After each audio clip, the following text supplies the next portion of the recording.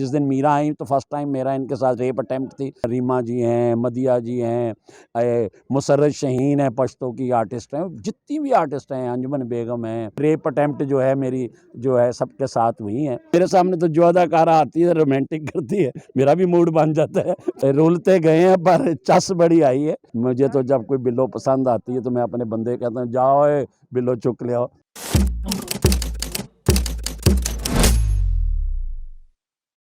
अस्सलाम वालेकुम नाजरीन, मैं हूं कुर्बान प्रिंस और आप देख रहे हैं इनर पाकिस्तान। नाजरीन, इस वक्त हमारे साथ मौजूद हैं पाकिस्तान फिल्म इंडस्ट्री के लेजेंड अदाकार अच्छी खान साहब, जिन्होंने 500 से ज़ायद फिल्मों में अपनी अदाकारी के जौहर दिखाए। उनसे गुफ्तगू करते हैं और जानते हैं कि आजकल किन फिल्मों में एक्टिंग कर रहे हैं, क्या उनके मुस्तकबिल के प्लान्स हैं, ईद पर अपने चाहने वालों को क्या सरप्राइज़ देने जा रहे हैं। अस्सलाम वालेकुम सर। वालेकुम अस्सलाम। खान साहब, सबसे पहले तो शुक्रिया कि आपने टाइम दिया।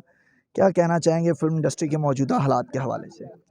मौजूदा हालात अब बेहतर से बेहतर होते जा रहे हैं और शुक्र अल्हम्दुलिल्लाह कि इस ईद पे, ईद उल फितर पे हमारी बहुत सारी फ़िल्में अनाउंस हुई हैं। देखें कौन कौन सी लगती है, लेकिन जो है तेरे बाजरे दी राखी, जिसके डायरेक्टर सैयद नूर साहब और प्रोड्यूसर सफदर मलिक साहब हैं, वो तो इंशाअल्लाह ताला रिलीज़ है, उसकी तैयार हो गई है फ़िल्म।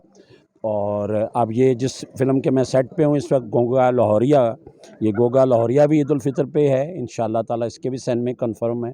उम्मीद है कि ये भी रिलीज़ होगी। इसके अलावा हमारी फ़िल्म है इश्तिहारी डोगर, वो वही दवान साहब डायरेक्टर हैं और सरफराज साहब उसके, सरफराज डोगर उसके प्रोड्यूसर हैं। तो ये सारी फ़िल्में और बहुत सारी फ़िल्में हैं। मेरी फ़िल्में तो हसन अस्करी साहब की चाँद चेहरा तैयार है, मियां आज़मत नवाज़ साहब की मेरा दिल चन्ना तैयार है, और शाहिद मेहरबान की जग्गा जगदा तैयार है।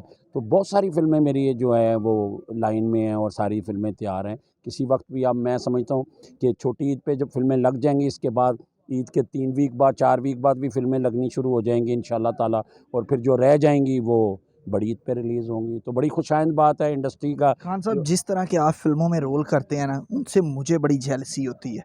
कहीं तो आप आईजी बन जाते हैं, कहीं पर आप खूब मज़े कर रहे होते हैं। अब वो मैं उन मज़ों का जिक्र नहीं करूँगा यहाँ पर, क्योंकि आप बड़े भाई भी हैं मेरे।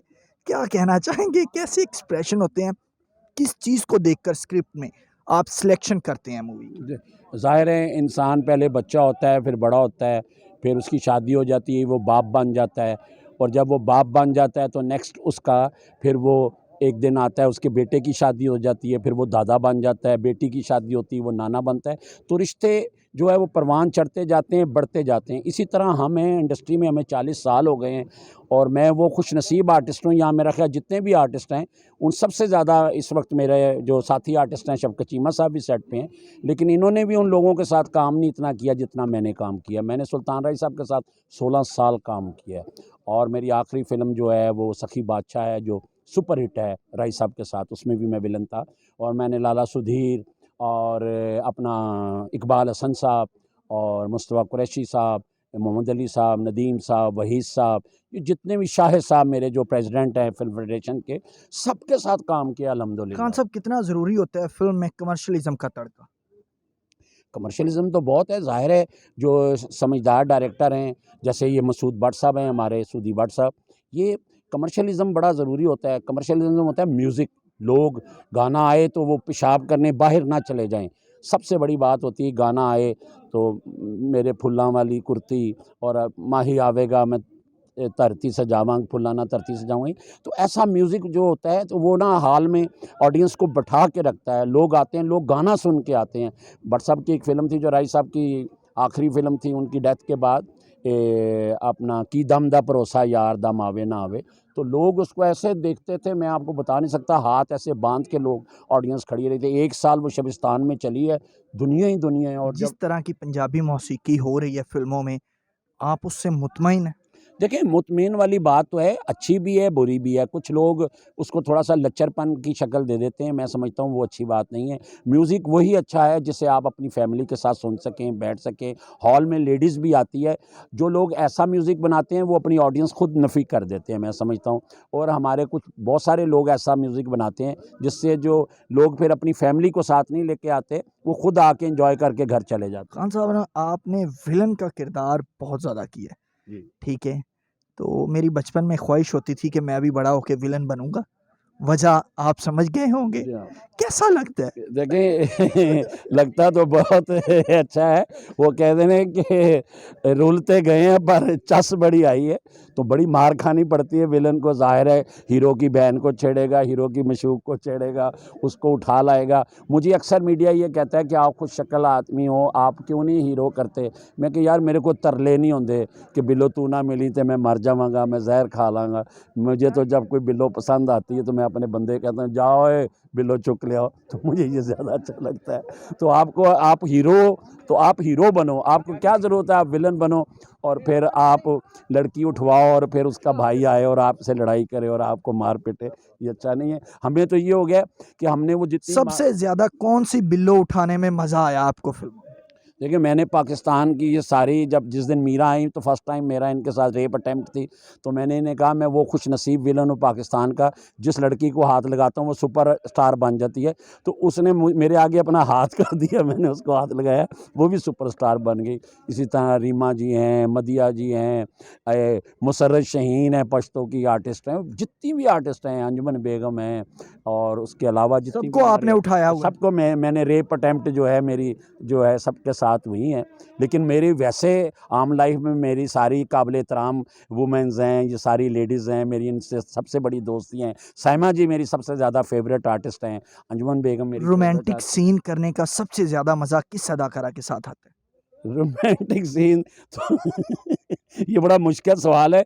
मेरे सामने तो जो अदाकारा आती है रोमांटिक करती है, मेरा भी मूड बन जाता है। तो इसमें ये है, ये तो एक अच्छी बात है, एक अच्छा सीन है, लेकिन मेरे लिए मुश्किल होता है क्योंकि मैं हार्ड हार्ड आर्टिस्ट हूँ और मुझे ज़्यादा एक्शन करते हुए ज़्यादा मज़ा आता है बनिस्बत कि मैं किसी से लव सीन करूँ। नहीं, हार्ड सीन करते हुए तो आवाम ने आपको स्क्रीन पर देखा ही देखा है, रोमांटिक सीन भी करते आपको देखा है।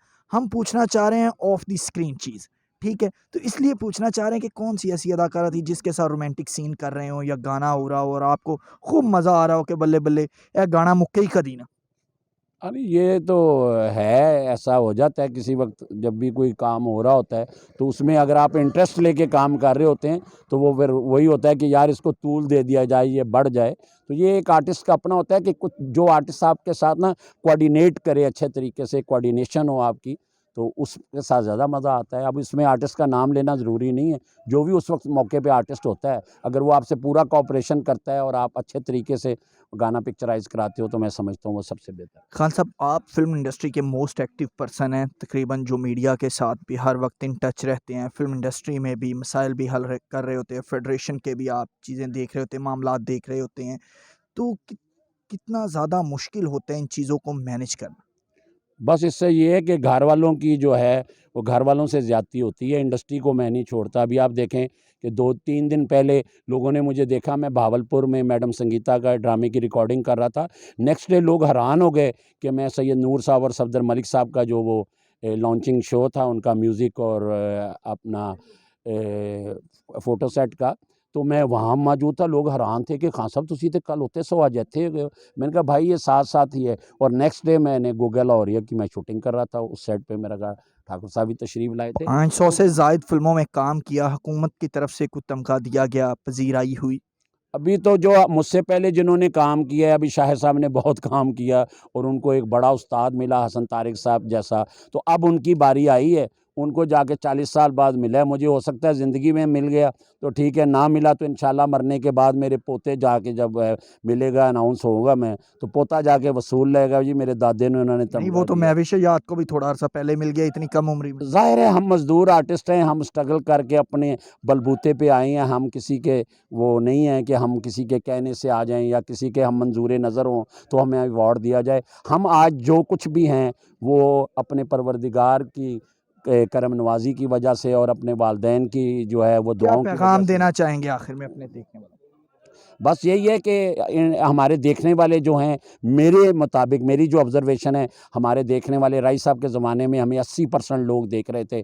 उसके बाद राई साहब की डेथ के बाद एकदम परसेंटेज नीचे आ गई जो 40-50 तक हो गई। हमारी एक फ़िल्म थी मजाजन, उसको दुनिया ने बहुत देखा और 5-6 साल चली। तो मैं समझता हूँ लोगों को उसी तरह हमें देखना चाहिए, फ़िल्म बीनों को आना चाहिए। वो जो हमसे दूर हो गए हैं, हम भी अब अच्छे काम कर रहे हैं, उनके मुताबिक हम चाह रहे हैं कि हमें लोग आएँ, देखें उसी तरह, और हमारा ये काम जो है फले-फूले और इंडस्ट्री का जो है वो रिवाइवल हो। बहुत शुक्रिया सर। जी नाज़रीन, आपने लेजेंड अदाकार अच्छी खान साहब की गुफ्तगू सुनी, जिन्होंने कहा है कि जिस तरह से फ़िल्म बीन हमें पहले सुल्तान राही साहब के दौर में प्यार करते थे, उसी तरह से करें ताकि फ़िल्म इंडस्ट्री अपने रिवाइवल की तरफ जाना शुरू हो। इसी के साथ मुझे कुर्बान प्रिंस को अच्छी खान साहब के साथ दीजिए इजाज़त। अल्लाह निगहबान।